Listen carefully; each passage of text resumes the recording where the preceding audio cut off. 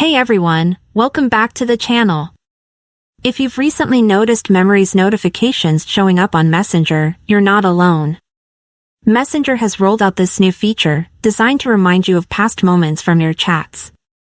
While it can be a nice way to revisit memories, it's not something everyone wants to see daily.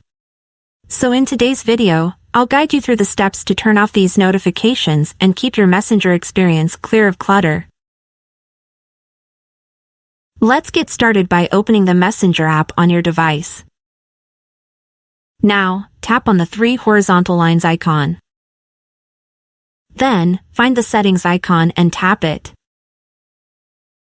Scroll down until you see the Memories option, then tap to open it.